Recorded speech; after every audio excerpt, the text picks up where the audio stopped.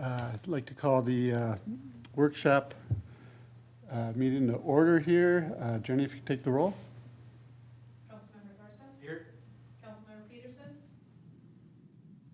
Councilmember Peterson?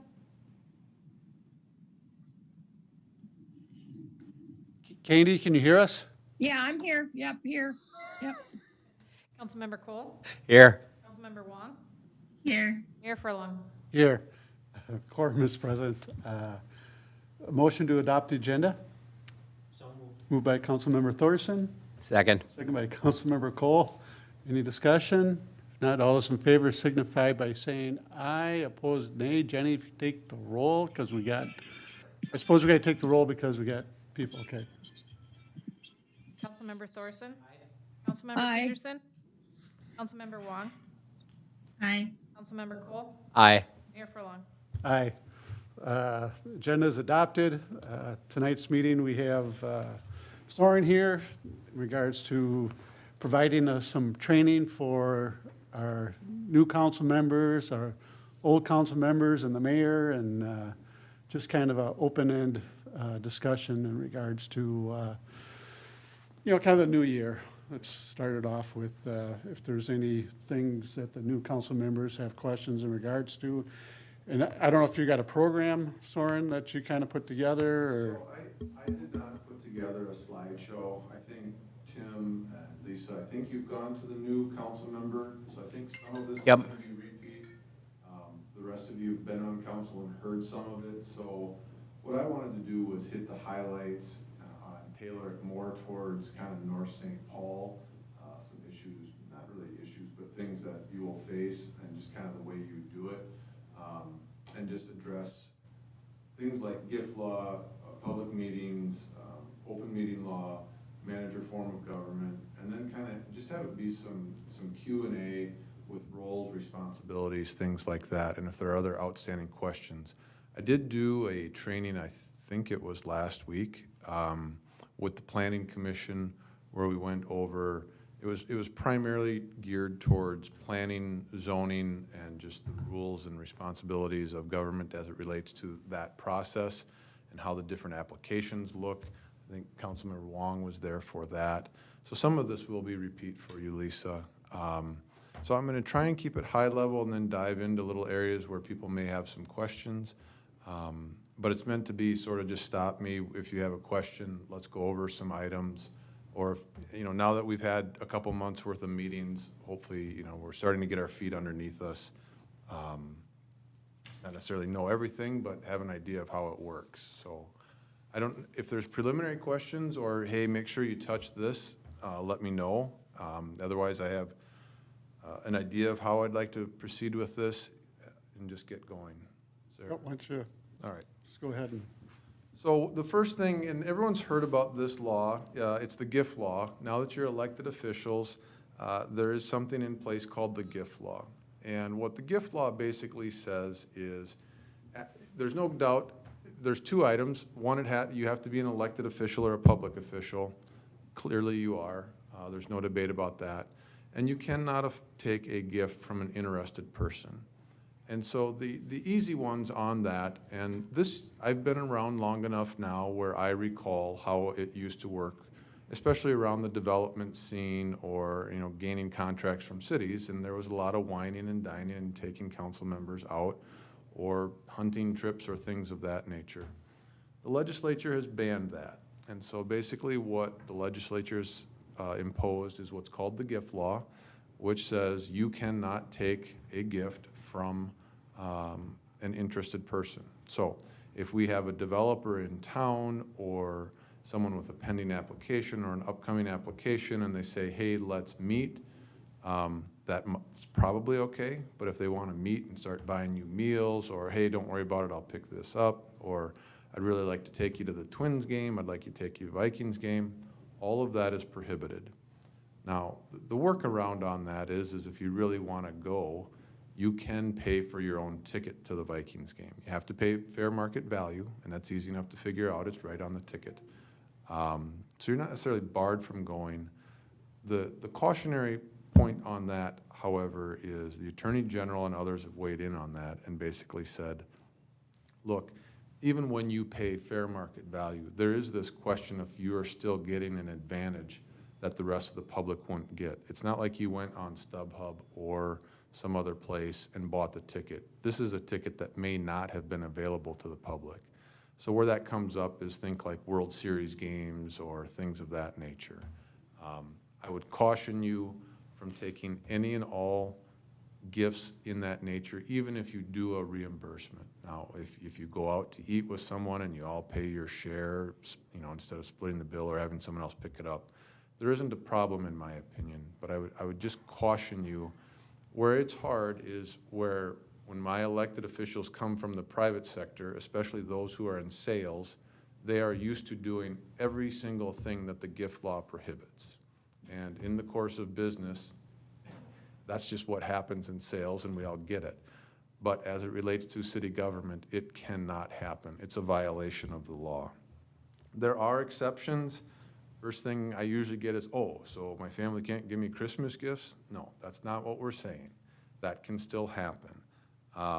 You can, to the extent any of you are out seeking campaign contributions. That's legitimate. You know that you have to report them and run them through. That does not create a gift law issue. Little things like plaques and mementos. If, for example, the Lions want to recognize one of you or all of you and they give you a plaque for outstanding city council member, that plaque is not a gift. That violates the gift law. You will hear people talk about de minimis. Well, the cup of coffee exception. I would ask them to point out where it is in the statute that uses the word de minimis. That is a made-up notion that I can buy you a $2 cup of coffee. I think some people have decided that I'll just roll the dice on that because it doesn't really matter. But understand, strict reading of the statute does not exempt that. Now, you will see if you are asked to provide a speech, so if you're the church or the Boy Scouts or Rotary or whoever says, hey, we would like Scott, you to come in and give us a speech. If they have the customary lunch or breakfast in the basement of the church after you give a speech, there's no issue with you taking that. There is the exception. It's called the speaker fee. You go and speak and you can eat with them afterwards. It's a kind of a Minnesota tradition. But past that, technically speaking, when you go and have a cup of coffee with someone, you should probably be buying for them or you split the check. So that's the. So we can buy a gift for them. That's right. Okay. You like that? Use your big paycheck. And, Right. Now, you want to be a little careful because there's always the argument of quid pro quo. Yeah, I saw Terry buy him the coffee. There's no problem with that. Well, I wonder what he's buying him on the side. You really have to be weary and understand that you guys are noted people in the community at this point. People watch what you do, watch your actions, watch who you interact with, and if they see money exchanging, albeit slight, it raises concerns. So my advice to you is play it as straight up as you can. Don't accept the little things. Don't get into the I'll pay this time, you pay next time. We've gone through that issue where after the council meeting, people get together at the local watering hole, and sure enough, one of the consultants decides to pick up all the drinks. Oh, don't worry about it. You can pay next time. There really is never a next time. You violated the gift law. Stay clear of it would be my. There will be no sympathy given if you are caught violating the gift law. You'll be pursued pretty quickly and hardly on that one. That goes right to the trust of government, and words like corruption and bought and things like that will be used. So it's one of the things I'd like to highlight. I think you've all heard of it, but if you didn't know the extent of it, that's the idea behind it. I don't know if there's other questions, if there's any questions on that. The point of me dancing that one out first is to. So my speaker fees of couple $1,000 are not it? Ill-advised. I mean, there are, are they saying, Terry, you as the mayor, come and speak? We'll pay you personally, and we'd love to talk to you about all these developers because they're going to be in front of you pretty soon. And where we have to be careful about is, does your other job involve getting speaker fees and things like that? And when there's crossover, so for example, I had one mayor who was in the trucking industry, and one of the things cities buy are fire trucks. Well, a lot of the manufacturers of the fire trucks also make components or make dump trucks. And sure enough, while he was there on business for his regular business, perfectly legit, checking out dump trucks, they decided to give him a tour of the plant where the fire trucks were being made. Well, his company didn't need a fire truck. And that caused a problem with the gift law, among other things, because his entire trip had been paid, he'd been comped, they were on the golf course, they were all of that. So which one's the ruse? You know, are you really here for the dump trucks and we just happened to show you some fire trucks, or was this really about the fire trucks the whole time along? So if you feel like there's some crossover on that, don't be afraid to call me, we can talk about it, but just be careful of that. It seemed like for a while, every gift law issue I was dealing with was fire truck and hunting trips, and, you know, we'd love to show you the plant. We're in Florida. Come on down, we'll pay for it. So it's something to be aware of. The next item is conflict of interest. What that says in a nutshell is if an item comes before you in your capacity as a city council member and you're asked to vote on it, you better not have a financial interest in it. And so if the developer at the microphone is your spouse or your mother or brother or someone who is in the family business, and if this project is approved, even tangentially, if you stand to profit from it, you need to step away from it. If the local store that sells tires, if the police department goes to buy the tires and you own that tire store, and we've got this emphasis of buying local, and then the claim gets submitted to the council. The council's not necessarily prohibited from entering into that contract, but you individually do need to recuse yourself from that, and the council as a whole needs to vote unanimously to approve that contract. The idea behind the conflict of interest law, I think, is pretty straightforward and simple to understand, and it's that we didn't elect you to start self-dealing yourself and reaping off the taxpayers' doles. We do want as much separation as we can from that, and so if you personally profit financially, you should, at a minimum, recuse yourself, and I think the council as a whole needs to look. You don't necessarily want to punish a local vendor, but you need to ask yourself how that looks, and we start talking about, is it best to circulate contracts within a community?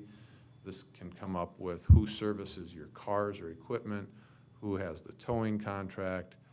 Those are some common fights that I've seen in a community. Who fills your cars up with gas? You know, does one vendor get it? Do you buy those products separately? Do you rotate it around? Things of that nature, even beyond just the conflict of interest. But certainly if someone here has a financial interest in any of those services, that does create a conflict of interest.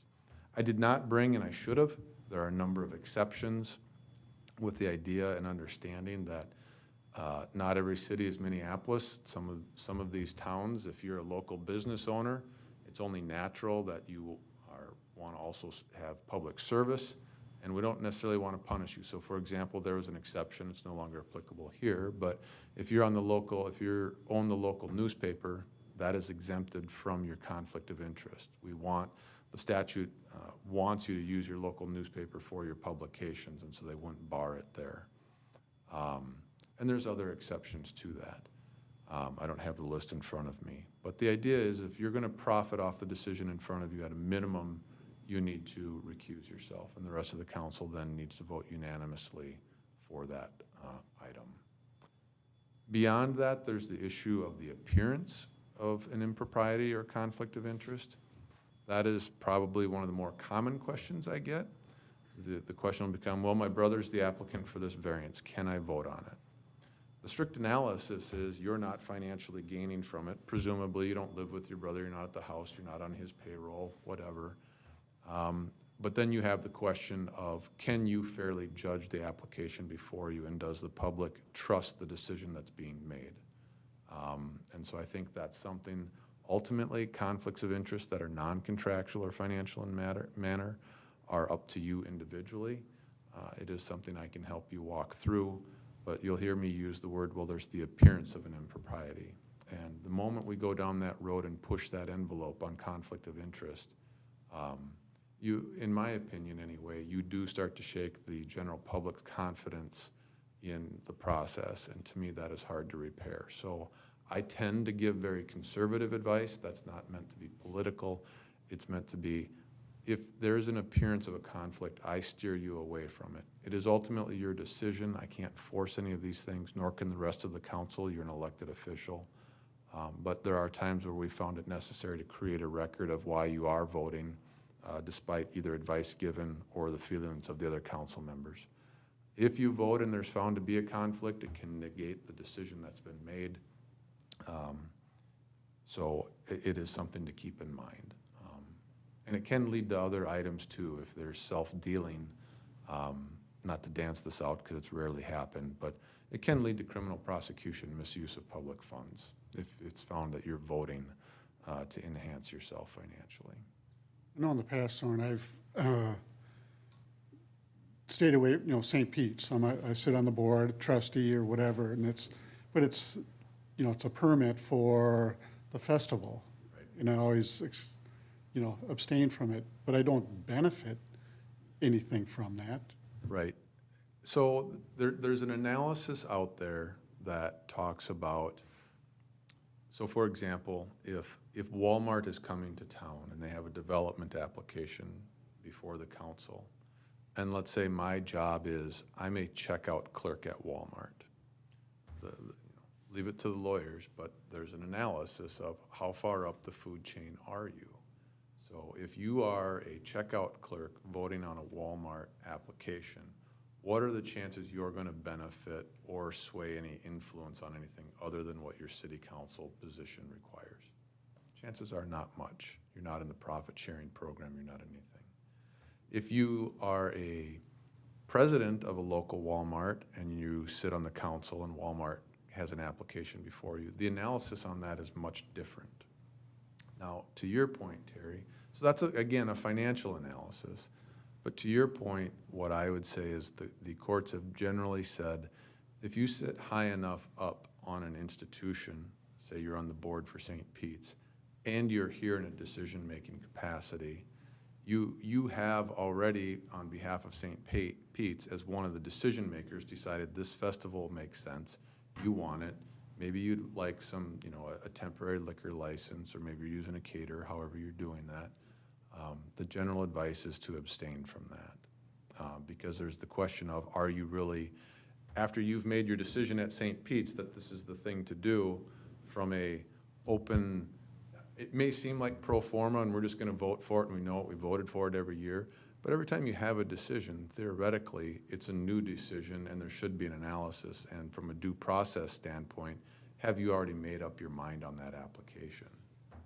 Now, if you were simply a parishioner at St. Pete's, then again, like the Walmart's example, I personally think you can vote. Now, I see plenty of people abstain just because, but I think you can vote on that. But as a board member, I'd caution it for sure.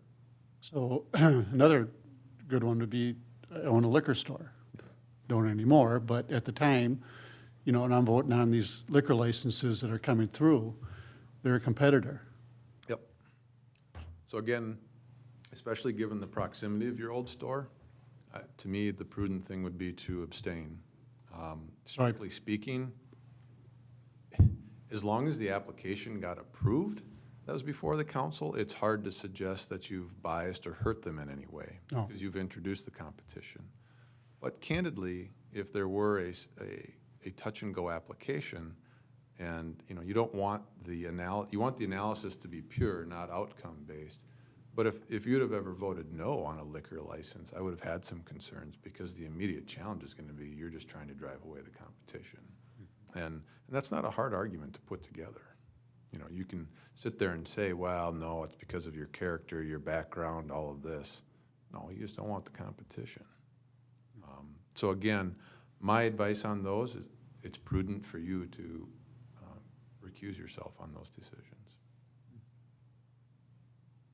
I mean, if a new accounting firm came and wanted to break ground and build, Scott and I would have some discussions on that.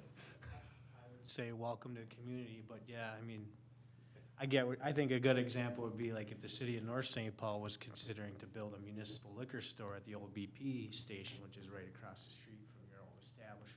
There's clearly a ripe example of, at the time as the owner, and the city mayor, you're voting no and you're arguing. Right. That's where, it's a It's real just not world the right example. location. Yep, yeah, but I think, we're a small city, and, I mean, I think if someone wanted to, they could make accusations about everyone in the room about stuff, but it's just making sure we're following our procedures. If there's any question about it, like the St. Pete's, if you're on the board of St. Pete's, you probably should recuse yourself on that setting so that no one can come back and connect any dots, but that's not gonna stop accusations, right? No, I mean, But people, to your knowledge, has there been any of this in the city's history? in North St. Paul, In North St. Paul, Not gift that I'm- law and I'm aware. conflict of interest? Okay. No. But it's I something will we just need to tell be- you, I've seen it happen. Sure, but I'm just asking as a reference, like, is this something we've had to deal with in the past? But It is not. it's certainly good to be reminded of this stuff on a regular basis.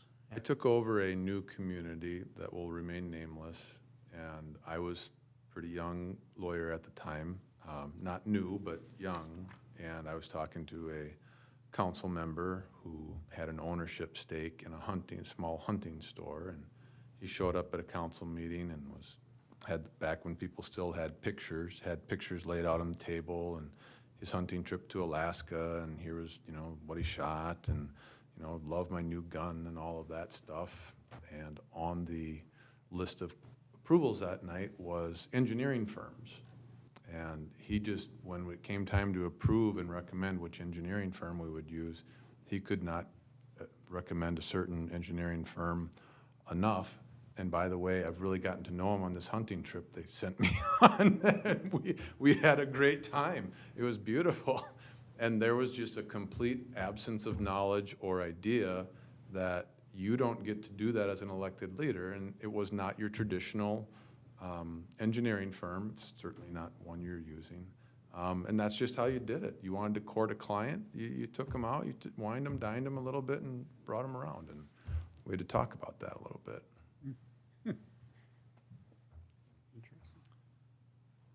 Anything else on conflict of interest? And by all means, if something comes up after we've kind of covered it, we can circle back on those things.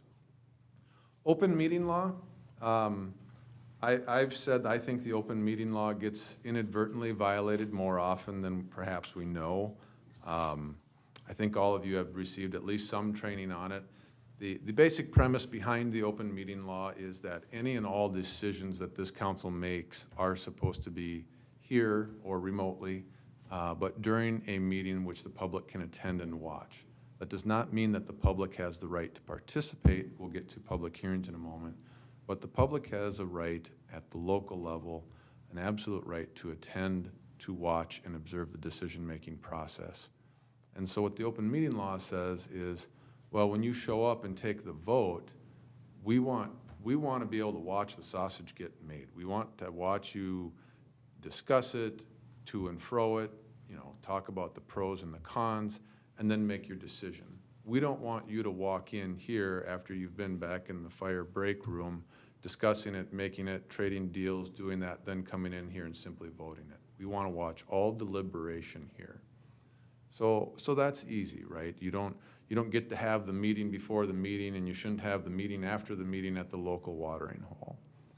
Where people start to get in trouble more with the open meeting law, in my opinion, is with technology. And I used to say with the advent of technology, but it's now been around forever, so I guess I need to get off that. But, and we've covered this a little bit in different times, but where the problems occur, in my opinion, and if you've sat through this before, what I'd say is if I could remove your reply all button on your email, I would, because that is where I see the violations occur. There is nothing that prevents one of you, much like when people actually used to write letters and mail them to people, there is nothing that says, Tim, that you can't craft a well-thought-out email and tell everyone your thoughts and whatever on an item and email it to all. that in and of itself doesn't violate the open meeting law, in my opinion. It's a one-way communication. Yes, an opinion has been expressed, but the council as a whole hasn't weighed in. No decision has been made. The problem is the other four of you, in fairness, kind of want to now weigh in on it too, more than likely. Not always, but at times. And so when the reply all comes out, Terry says, "Gal, Tim, brilliant, couldn't agree with you more." And then maybe Scott says, "No, but I completely disagree." And you start having that email communication. That's a violation of the open meeting law. You guys are talking about city business. There's an ongoing conversation. You're forming opinions and you're making decisions. No, you haven't voted per se, but you've definitely expressed which way you're leaning. So that's an easy violation of the open meeting law. Where it gets a little tricky is if one of you emails the other one. And the idea being, well, we're a council of 5, so we know we can't involve a quorum, but if there's just 2 of us talking, we can talk about an issue substantively. We haven't violated the open meeting law. And technically that's true. I believe that to be the law. Now, there's an exception to that. If the 2 of you are on a committee and that committee has the ability to make decisions, well, you actually have just made a decision for that committee, and that would be a violation of the open meeting law. So if it's, again, people get stuck on it, well, it's a committee, that doesn't count. Absolutely it does. What the state has said is committees are subject to the open meeting law unless they're an ad hoc committee. But candidly, when you guys do your committee appointments at the beginning of the year, all of those committees are subject to the open meeting law. An ad hoc committee is sort of one where if during a meeting you're like, oh shoot, we didn't think of this, let's 2 of us get together to develop the idea and report back to council. That type of committee is not subject to the open meeting law. So the perfect example is your planning commission. No, they're not the council. No, they don't make a decision, they make a recommendation, but they're subject to the open meeting law, pure and simple. So where do I see the most problems? Where I see the problems are where Terry emails Tim and says, hey, just want to talk to you, thinking about this. Tim, with that knowledge, sees Scott filling up with gas and says, you know, what I was thinking about this, and I think Terry would be on board with this. That's a violation of the open meeting law. From an email to a discussion, 3 people have communicated, and at this point, even though you don't know where Scott is at, we have had 3 meetings of the minds and an open meeting law is violated. I can tell you that, again, I guess I don't know if it was recently, but within the last 5 years, the city of Victoria, their council got caught on this. They thought they were being smart. They weren't emailing, they weren't texting each other, but someone said, you know what, I think you guys are phoning this in beforehand. Well, they sued. And what they were able to document were, and they requested, and they got ultimately everyone's cell phone records. And so they could show the phone call from 7:59 to 8:05, and then from 8:06 to 8:10. And the court said, well, you're right. I can't see exactly what was said during those conversations, but I see a definite pattern of phone call from one to the other, hang up, call the next one. That's a violation of the open meeting law. You guys are on the hook. And so there are some penalties with that, and the city can't pay. I'm not going to say that those penalties are stiff. It'd be an individual fine of $300 per occurrence. The city can't pay. If there's 3 intentional violations, you can be removed from office. The kicker on it is if an individual sues and wins, the city does pay for that attorney's fees up to $13,000. So you're paying them to sue you and win for breaking the law. Plus you have at that point, in my opinion, shaken the public's confidence because you are cutting backroom deals. Now, there are some practical considerations when most city managers that I know will reach out on certain items and talk to each of you individually. They're careful to not say, well, I talked to these other 3, I think we're good. Those individual conversations are perfectly fine. Updates of that nature, a lot of communities send out single updates, blast them out, and it's to all 5 council members. There's no problem with that. Just, I would not get in the habit of replying to those emails. So, oh, and then keep in mind, and this is, I know we're talking about the open meeting law, but if we were to talk about the Data Practice Act, the Data Practice Act says is any and all government data you create, regardless of where it's created from, is public data. So if you've got your, and this was a big deal for one of my clients, he was also a lawyer, but he did not segregate his accounts. And city said, you know, we'll give you a city email to do your city business on.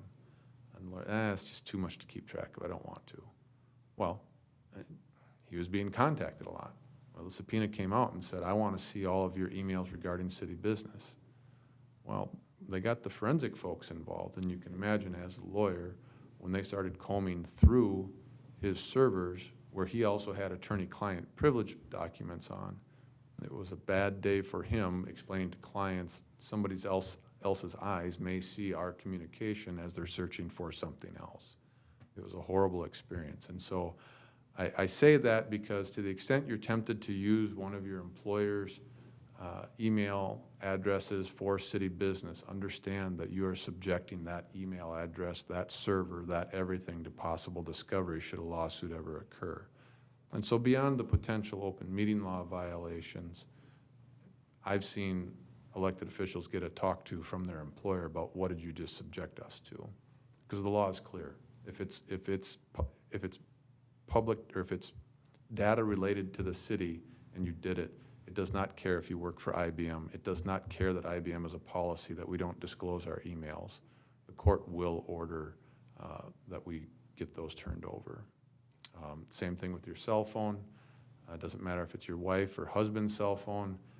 Wherever you generate that data, we would have to turn it over. That is something to keep in mind. As it relates to the Data Practice Act, the one thing I would two things. One is presume all data is public. If you've generated, if you've typed it, if you've said it, it's public. The exception is if a constituent, and it doesn't need to be even someone who lives in North St. Paul, emails you, hey, Lisa, I want my street fixed. The communication from that constituent to you is private data. You can choose to disclose it as a council member, but you don't have to. So if someone said, I want all emails as it relates to blankety-blank address and request to have the street fixed, we do not necessarily have to turn that email over. It's private data from the constituent to Lisa. And Lisa, if you respond with a, hey, thanks for the heads up, I'll see what I can do, that responsive email is also private. You do not have to disclose that. The catch on that, and it ends up not being much of a saver in terms of private data, is most council members I know get an email, hey, Lisa, fix the street. Hey, thanks, I'll look into it. Hey, Scott, got this email, they want their street fixed. The minute that email is released to staff, in its entirety, it becomes public. So what the law says is, if you just keep it between the two of you, then that email is private. But the minute you choose to release it to someone other than that constituent, it becomes public. And the idea being, if a constituent has a concern, they really want to keep it confidential or private, we want people to be able to approach our elected officials and have private conversations. But the minute that private conversation gets passed on to staff or someone else as an action item, well, now it's the government's business, and that email will become public. Just that email, not the other stuff that. No, whatever's been disclosed, whatever's been disclosed to Scott or to someone else on staff. So if there's a question, you know, hey, why does the snow always pile up on this section of the street, and you just blindly forward it on to Ron to go check, that email is now public. And so the person who made the complaint, their name is, or complaint or inquiry, their name is public. And that's not a bad thing. Those usually aren't, you know, they're just inquiries about stuff like that. But, and keep in mind, just because they type Terry confidential at the top, that means nothing. That's just simply wasted typing. The sender does not get to decide the status of that email. The law is already written to decide what that email is classified as. The sender does not get to decide, period. No debate. Go ahead. No. I was just gonna say, I get sometimes people are hesitant to make their name known if they're making a complaint, like say, someone's had a bad interaction with a certain police officer or the police chief, and they don't wanna be critical of the police department because they're worried, well, then they're gonna follow me around, so they kinda wanna submit their concerns unanimously, but I always just try to encourage people to say, well, that's not a good way to solve the problem, and that communicating through me, everything you do is public information, emails. Just assume our phone call's being recorded, you post on my Facebook page, you send me a private message, that you're communicating with me as a public official. The public has a right to know what you're asking, and that can be shared. I try to make that point, even though I don't need to, I guess, not in a way to discourage people, but I just think I have that approach that, hey, let's be transparent up front, just so you sending me emails, they can be requested in a data request, Right. And I get what you're saying in theory, between a resident or a business owner to the council individually, it isn't necessarily, but I just take that stance that, just assume it is, Well, and that way they won't be disappointed when it happens. And I don't want to necessarily coach around the law, but there are some folks who, they may need some help, and they are worried about potential ramifications, whether those potential ramifications are real or not. They've decided that they're nervous about something, and we all have our comfort level about reporting. So what I've seen is if someone emails Terry and says, I have a concern, I'd like to talk to you about that. Well, to the extent you then pick up the phone and call that person, the Data Practice Act does not require us to create data. So if the person emails you, you talk to them, you call Scott and say, Scott, can you look at blankety blank address? Scott goes out. There's nothing to disclose publicly. We do not have to recreate the conversation that occurred. So if I dump in a Data Practice Act that says, Terry, I want to know what you said with resident A, I think they called you. The simple and very straightforward response is the city has nothing responsive to your request, period. We do not have to recollect what that conversation was and transcribe it. That's why in the city of Victoria, they thought they were being so smart with the open meeting law. Everyone was talking, there's no data to show it, but the phone records laid out a trace. In this particular instance, we don't have to recreate conversations. So that is something to keep in mind also. In the past, we've had data requests from all of our cell phones, and I'm trying to figure out what it was, but you're saying if it's a conversation between two people and this third party's asking for those conversations, we don't have to give that to them? That's right. Yep. but if the conversation was, say, held in a meeting that we don't particularly record, and there were no minutes, that would be a violation of the open meeting law, correct? And Well, then you have to have minutes. If you have a meeting like this meeting right here, there has to be minutes of some form. Now, the detail of those minutes, if they're not recorded, you don't need verbatim. It can be, it needs to be enough to inform the reader of what happened. And I've seen some pretty epic fights over how girthy the minutes need to be. So if someone said, I want to know what happened in the conversation at that meeting, my response would be give them the approved minutes. Sure. And I was gonna follow up before we keep going on about that, the open meeting law. And so, to me, it's pretty clear, and that's why I've been advocating that anytime there's a meeting, we should just record it too, because if people do come out and say, well, sure, you have minutes, and sure, that's all you're required to do, a lot of times you'll lose a lot of context that's in the minutes. But just to clarify too, as far as what constitutes open meeting law, so let's say the Parks Commission decides, well, we're gonna create a subcommittee here, and we're gonna talk about playground equipment, and they've selected 4 or 5, maybe even 3 people to do this research in their meeting. themselves. I mean, is that not Potentially. subject to open meeting law? And The subcommittee of the committee, if it's a standing committee, if it's a committee that's gonna be around like for annual appointments and stuff, then to me, even though it's a committee of a committee, then yeah, I think it is subject to the open meeting law. If it's look, we as a group in our entirety are talking about playground equipment, we need someone to bird dog and get us some information. Will the three of you go do that, meet, think, distill what, the details are and send it to us? That to me seems like more of a quick ad hoc committee that's been formed for one purpose and then they're done. If it becomes, no, every month they're meeting, then yeah, then I think it is something that's subject to the open meeting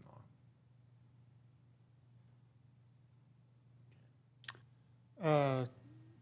EDA, Subject to the open meeting law. what's that? They are subject to the open. meeting. Yep, so at times there might be sensitive discussion in regards to developers or what have you. It's a hard issue. What, So what I would say, what I see in other communities, and it's hard, if the developer has sensitive information and doesn't want it distributed, if I'm just blunt, here's how I see it playing out. Not everyone records or tape records their EDA meetings. They rely on minutes. Developers make a presentation. They roll the dice. If members of the public show up, they know they have to go forward. You can't kick those members out. There's no real good way to close the meeting for that presentation. Some developers aren't comfortable with that, depending on the nature of the discussion.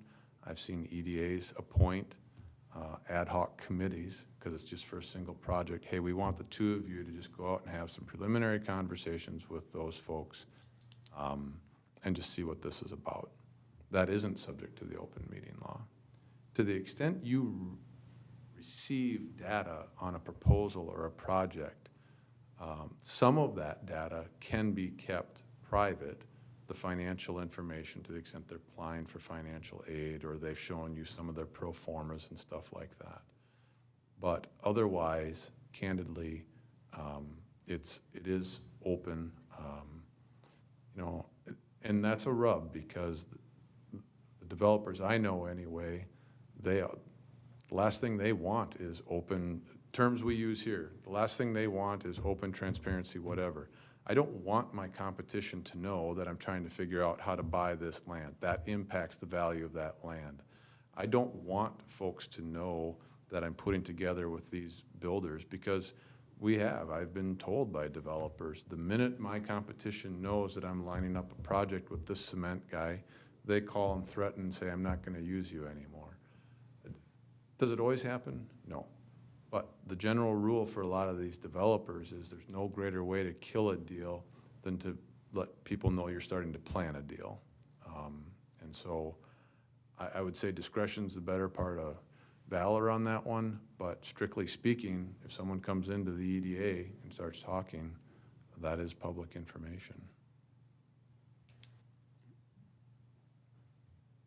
yeah, and I think that, in the past, there's, kind of the comments of off the record, but there is no off. There is no such thing. When we convene in a meeting, if it needs to be said off the record, then it shouldn't be said, because it's a public meeting, and like you say, even if we're choosing not to record it, someone could be in the back of the room recording it, and That's right. I get the concerns, but especially when we're dealing with, city-owned land that's potential development, you can't there's specific reasons to go in a closed session. And just to talk about development, I don't believe rises to that.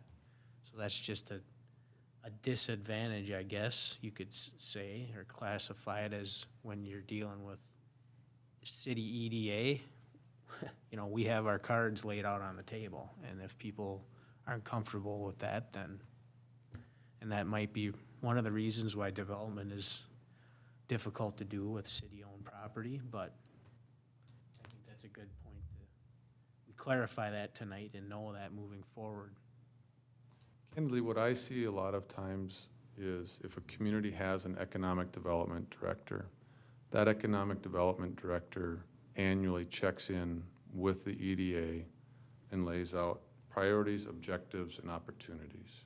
And it's done in broad strokes. And that EDA will say, you know, you're the one working 40 to 50 hours a week out shaking the bushes trying to get us business.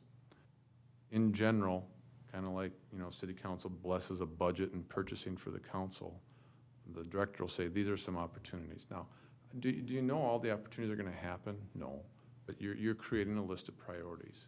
And they will go and they'll talk to the EDA, and the EDA will either informally or formally say, yep, we like where you're headed.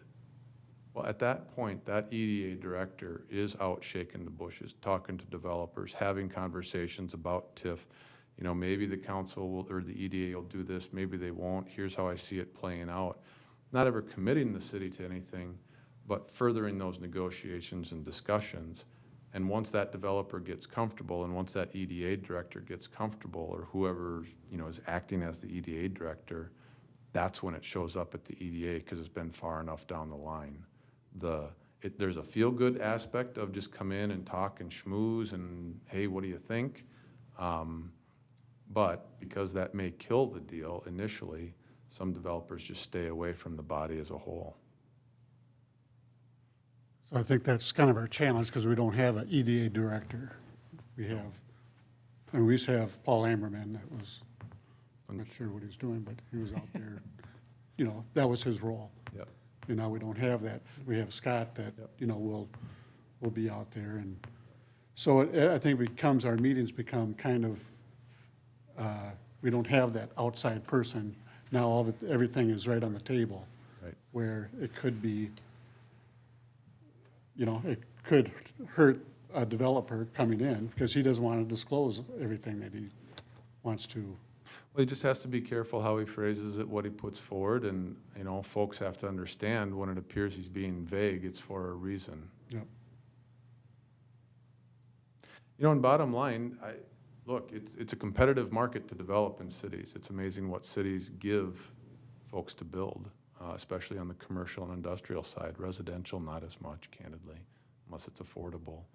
But the market's good to build in terms of cities want it. They view it as tax base, so it gets competitive. So if, you know, it's going to be how comfortable is that developer that they can work with you.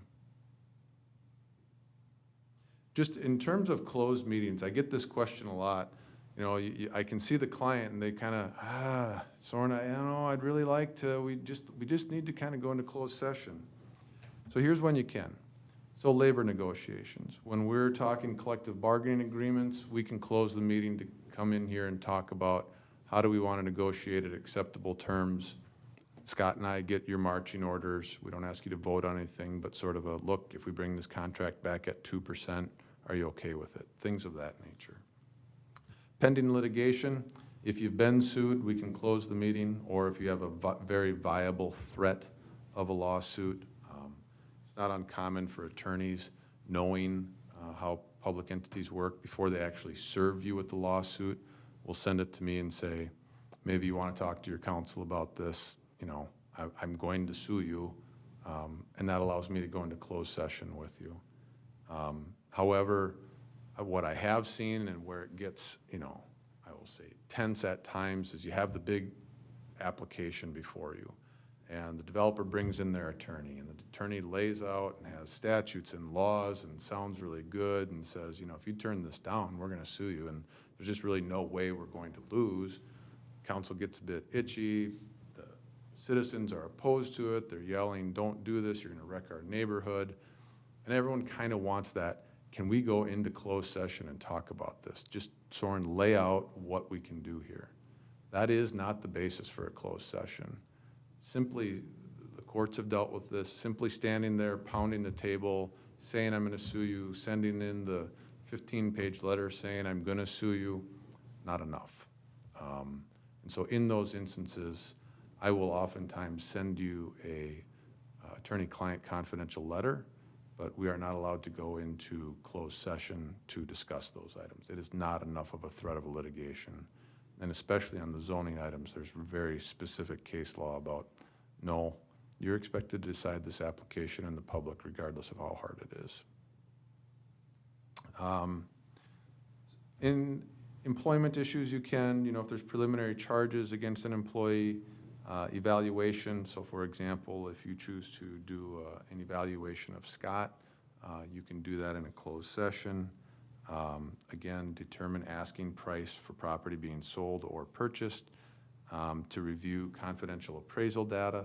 We do get appraisals once in a while if we're going to condemn some land or if we have a special assessment hearing, or sometimes you get an appraisal candidly to go purchase property. You already had the right to close it, to purchase it, but the appraisal gets you there also. And then to discuss any active investigative data. And again, that usually candidly is a personnel item. But there are times when a city needs to look into something, do an active investigation, and we can bring those results to you in a closed session.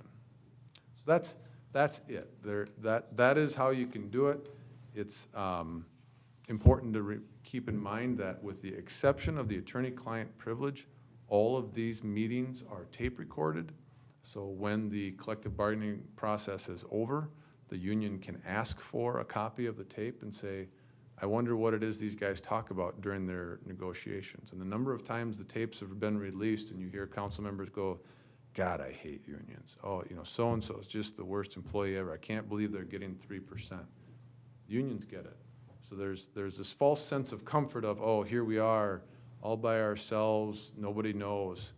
Nobody knows today, but they might know tomorrow. And so just I try and remind that when we get going on these things, but.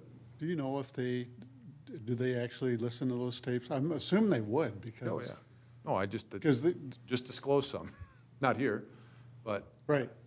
No, 100%.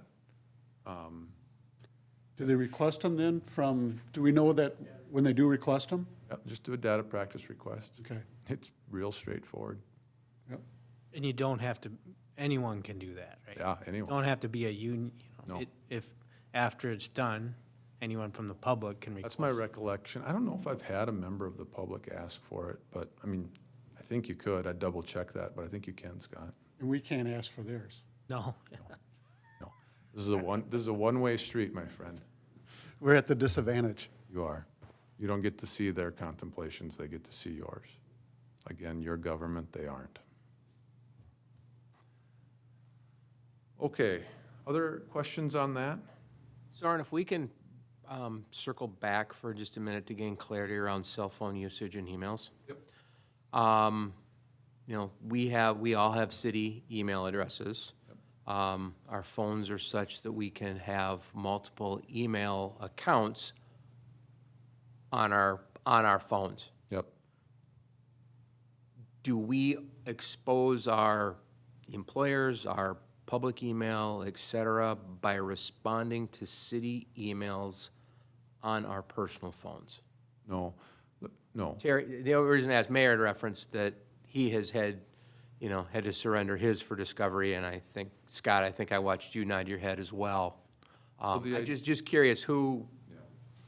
No, it's a good question. So it's how you do it. So if you are disciplined, so the initial response, and it can evolve, but the initial response is they say, I want all emails from Tim as it relates to blankety blank.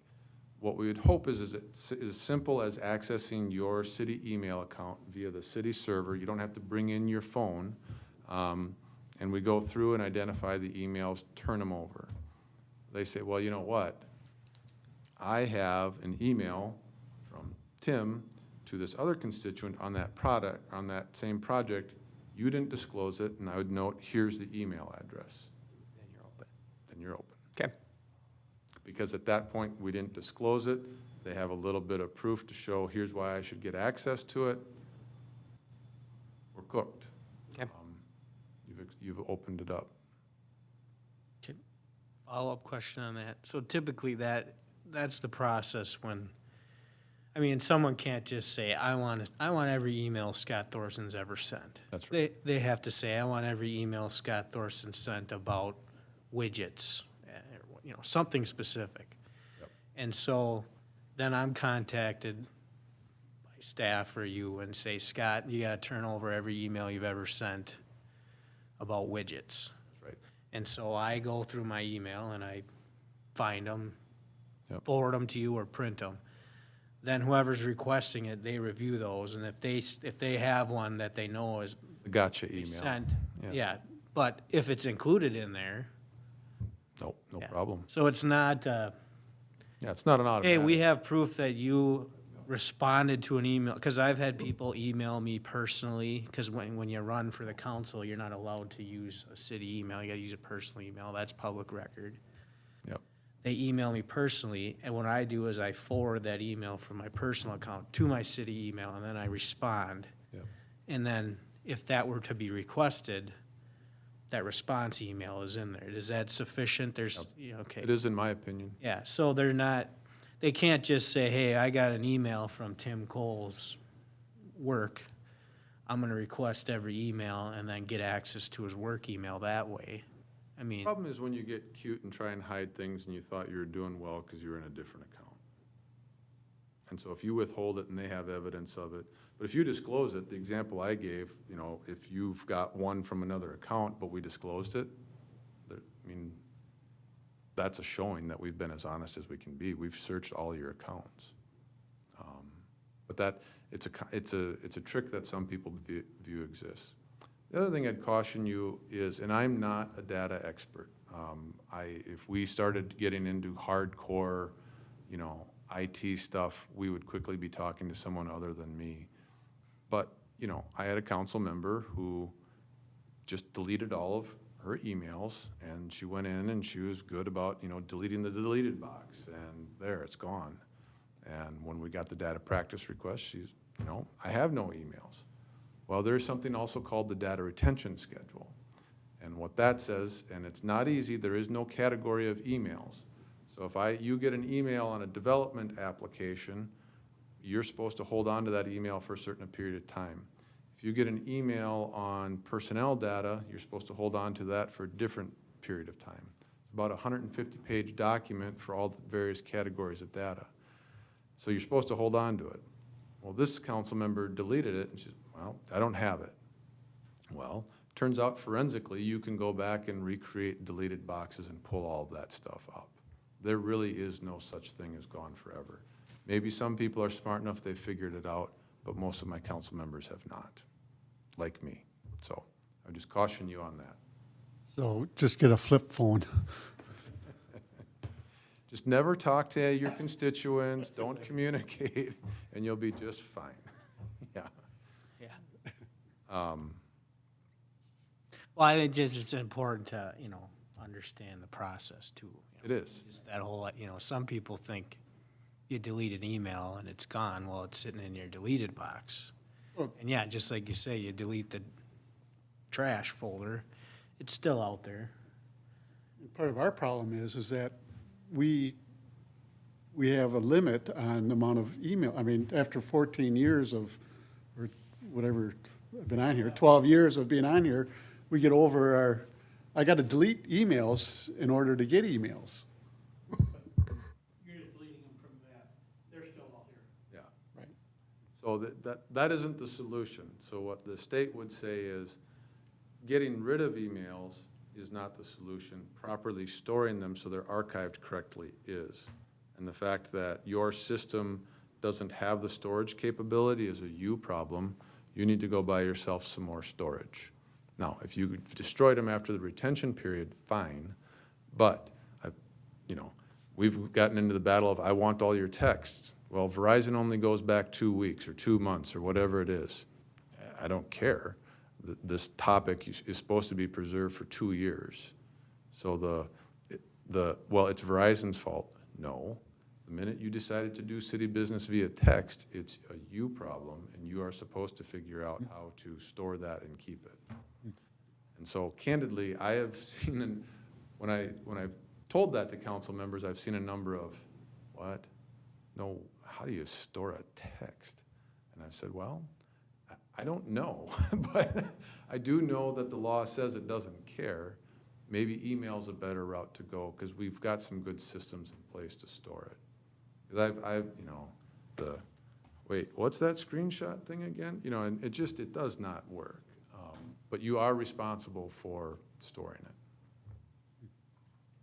So, other questions? All right. One of the last things I want to touch on is the form of government for North St. Paul, and then just quickly on Robert's rules. So the form of government you have is your Plan B city.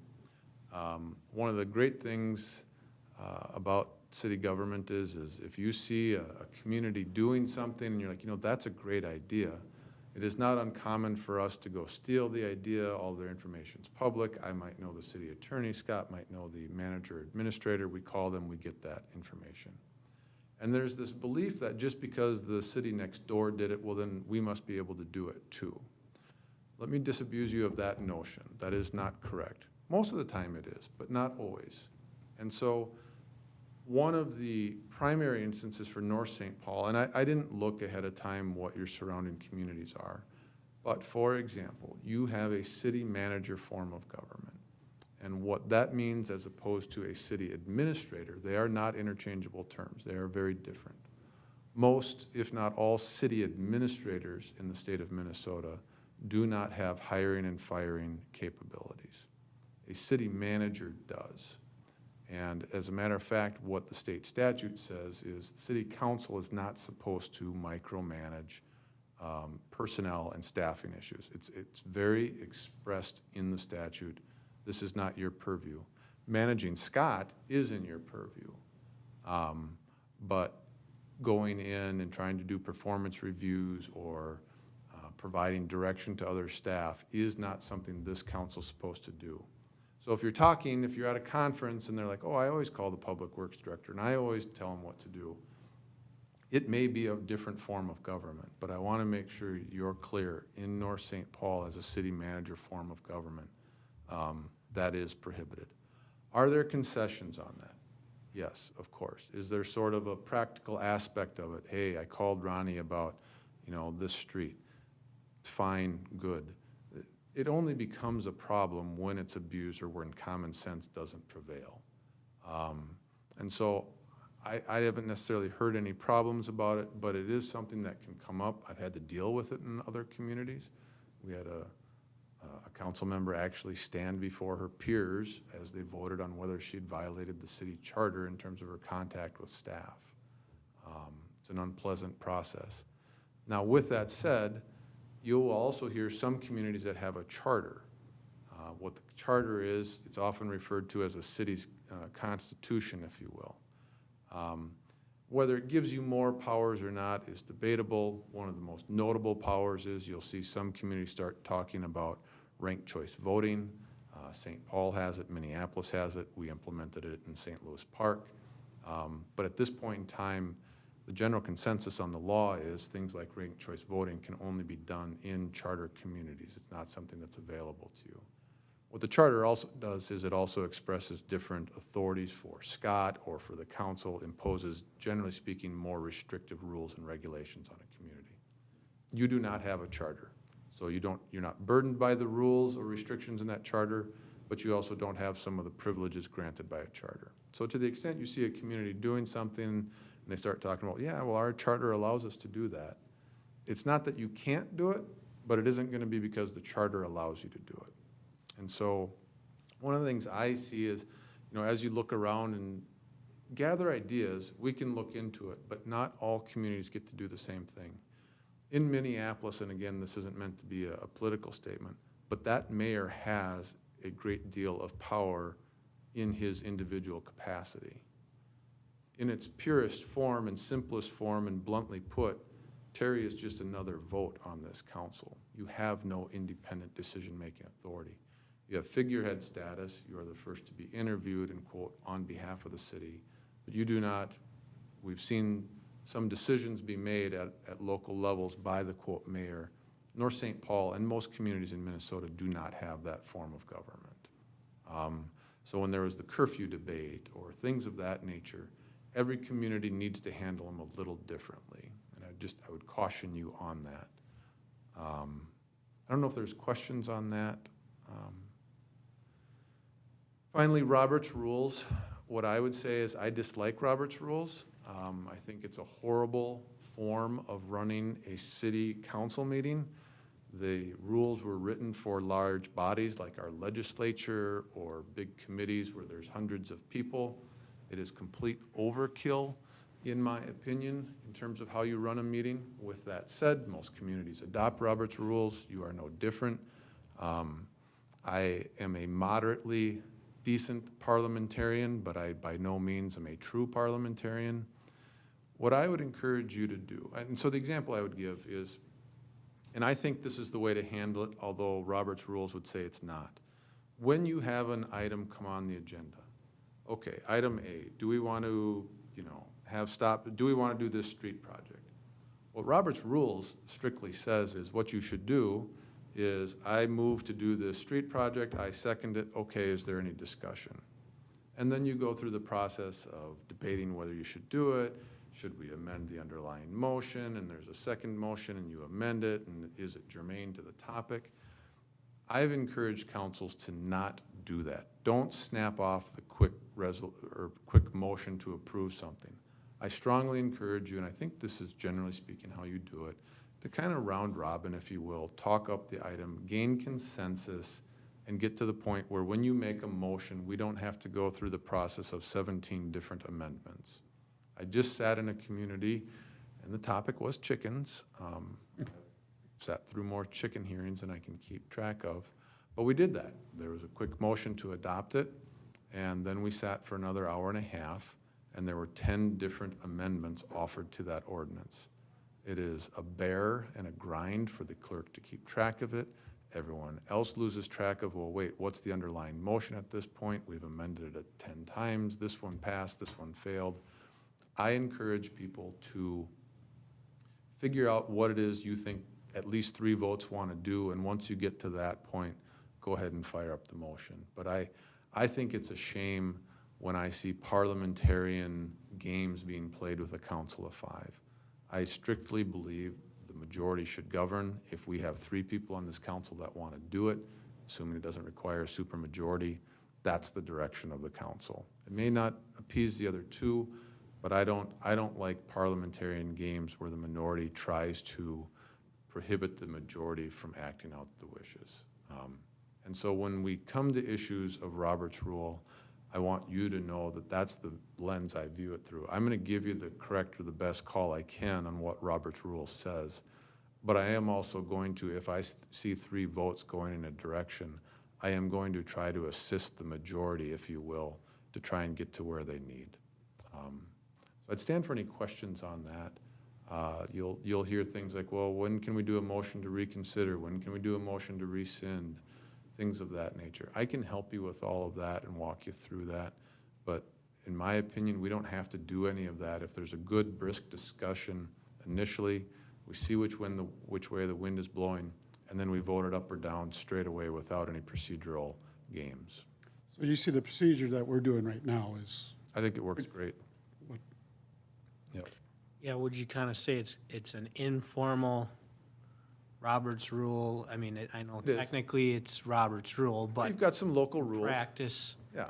we've kind of, and I would agree with how you've summarized that. I don't like it when, if a particular council member knows they're on the losing side, they try to muck it up by getting this procedural stuff, or, that motion's not valid, you're out of order type of thing. Yep. And I don't think we've had that recently. I don't, in the past, maybe a little bit, but it generally is around controversial topics. Yep. And that's always comes with another set of stresses for everyone. But yeah, I would agree. I would hate to see us, respect the will of the council, whether you're on the majority or the minority, and not go down that path. But in theory, if that's the route people want to go, that's the rules we've adopted. And Right. do you see other communities that don't adopt Robert's Rule of Order that have some other? St. Louis Park, I forget which version it is. I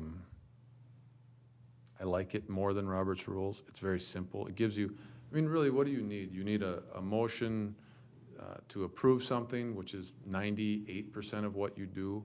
Sometimes we get into an issue of motion to reconsider or a motion to rescind. There are sometimes, look, you made the motion, and generally speaking, I'm supportive of it, but I'd like to amend your motion. And, you know, that can get complicated at times, but I can walk you through that. Once you get past those motions, there's not a lot left. Now, the one that I see misused the most is I call the question. And so that's when at least one council member is absolutely tired of the debate and wants to stop it and wants to vote it up. Oh, well, I guess we have to stop debate. Technically, to call the question is a motion that requires a second, and you vote on it. Because otherwise, what you're really allowing one person to do is end debate on a topic and force a vote. Well, that goes against the very nature of the discussion. If the other four want to talk about it, they should be able to. One person shouldn't be able to just blunt force stop it. But what I'll tell you in a lot of councils is someone will just say, we've talked about this for enough. I'm calling the question. Well, all right. All in favor, say aye. And it's just custom and practice, it's honored. But if you ask me for a ruling on it, what I would tell you is calling the question is nothing more than a motion that needs a second that then votes on it. Now, if it passes, well, then the question's going to be called and voting stops. But technically, if it doesn't pass, debate on. So it's examples like that. And so my initial thought was, well, maybe, you know, we haven't had those issues. Maybe we look at that to change that for moving forward if there ever is. But you get a different council, they can just change the rule back. And 100%. so you can't, I mean, you're not fixing anything. But Yeah, you know, one of the common issues that will come up is there'll be a motion, it'll be seconded and it'll pass, and let's say it passes 3-2. And the third vote was a little shaky. You've had 2 weeks to think about it, your constituents have talked to you about it, and you hate the fact that you voted for it. So you'll come back a couple weeks later, you know what, I want to change my vote. The first thing I will do is, well, what did we just approve? If you've done some sort of land use approval, your ability to review that or review that decision, in my opinion, is incredibly limited. One, the applicant walked out of that meeting thinking they had an approval. Two, you've got timelines, the 60 and the 120-day rule. Is the public still on notice? Was the hearing had? Because sometimes it's easier to vote down a project when everyone's in the room, but 2 weeks later, we should have voted for it. Let's revisit that and vote it up now that the room's clear. That's not uncommon to at least try. On the land use stuff, I will jump in and basically say you're stuck with the first decision. On other things that are purely legislative, let's go to the bees and chickens, if you will. If you're just talking about it and you voted up or down, and then 2 weeks later you have a change of heart, or 2 months later you have a change of heart, that's a legislative decision. You can choose to change the law. And so from my perspective, whether we do that from a motion to reconsideration, which isn't appropriate at that point in time because reconsideration is technically supposed to be done at the same forum where the item was adopted, which is that same council meeting, so now you're two months down. Do you go through the process of, well, all right, I can't do a reconsideration, I'd like to make a motion to rescind the motion. From my perspective, that's where I say, look, Robert's Rules has ways to reconsider something that's done. But this is legislative in nature. It's community-wide. You're elected officials. If you just want to vote up a repealer, then let's skip the procedure and just thumbs up, thumbs down the repealer and go straight forward on it. That isn't technically accurate under Robert's Rules, but I don't see any harm in proceeding that way under that example. So there are some judgment calls on it. were you also going to talk about public hearings? Oh, sorry, yes, I skipped that, didn't I? Public hearings. So we get very used to public hearings. Certain types of decisions require them.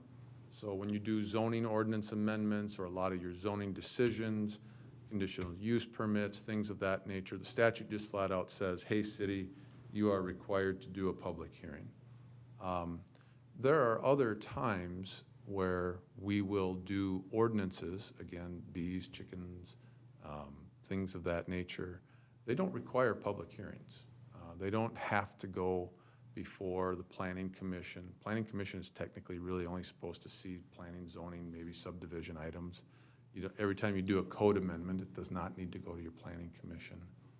And during those public hearings, and I've seen you do this in the past, it is the opportunity. So under the open meeting law, the public has an absolute right to attend your meetings. Open meeting law does not give them the right to participate. But the public hearing does. And so at that point, it's an expectation that they'll be allowed to participate. It is not an unlimited ability to participate. It is fair, and it has been upheld to limit participation. And by that, I simply mean, look, state your name, your address, you get 3 minutes, you get 5 minutes, whatever the council feels is reasonable. I wouldn't go below 3 minutes. Whether you go beyond 5 minutes, candidly, is up to you, but that's the range I typically see. And it is fair at the end of that time to start to let them know their time is up. So that is their right to participate on certain things. During that time, it is fair to talk to folks that, look, we've read the data. If you're up here and you know, it starts to get repetitive, we know you're against it, we know you're for it. If you have new reasons, please let us know. But if you just want to come up and let us know, I'm so-and-so and I live at so-and-so and I'm against it for the reasons that have been previously stated, we get the point. You are allowed to run your meetings that way. Now, with that said, if people want their say, part of a public hearing is a right to petition your government and let you know what you want. And even if it's repetitive, candidly, they should probably be allowed to speak on it. I think we sometimes, we call things public hearings that are not. So for example, you've chosen on your agenda to allow the individuals, your residents, to talk about, I guess it's not limited to residents, to talk about items that aren't on your agenda. That is not a public hearing. That's just an opportunity to talk to your elected leaders. There are times that there are items on the agenda that perhaps someone from the public came to weigh in on. Technically, if there isn't a public hearing, it is not an open mic. Now, you can choose, as a matter of process, to allow someone to speak on an item if they want, but you do not have to. That is not a right to the public, but you can always choose to if you want to. Final thing on public hearings is there is something called prejudging an application, and this usually comes up in the zoning context.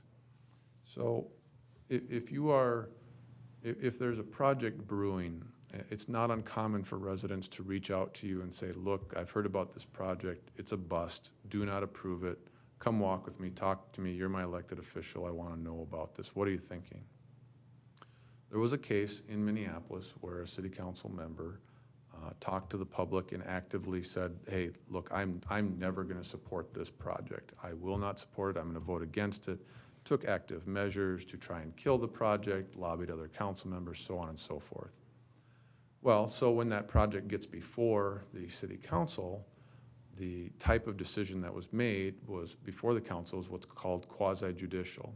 And what that means is the applicant is before you, you sit there not truly as a judge, but in a judicial capacity, because what you're doing is you are judging whether the applicant has satisfied your city code, you're judging the application against your code, and what the law says is that person has to get a fair shot.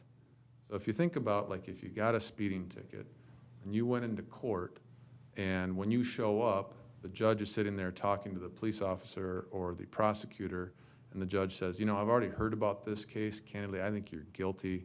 I don't know what you have to say, but here's your fine. Well, that doesn't feel fair. You didn't get due process. The decision was made, it was cooked, and you didn't get your shot. The other side got unfair access to the decision makers, and that decision maker made a decision before you got to lay it out. So in the case of Minneapolis, what the court said is, well, you're sitting there in a quasi-judicial capacity. You made up your mind before they even had their shot. Well, that shot, so to speak, is at the public hearing. It's when they get to present to you or the planning commission. Usually here it's to the planning commission. You guys don't necessarily have a public hearing on it. I've seen you allow the public to speak. But the idea is do not make up your mind and/or forecast a yes, no type of opinion before the applicant has had an opportunity to be before you. Just general rules of fairness dictate that they should get the fair shot, much like the general public should too. And it's both ways. You know, I approve all projects, or I'll never approve this project. Those are comments that shouldn't happen.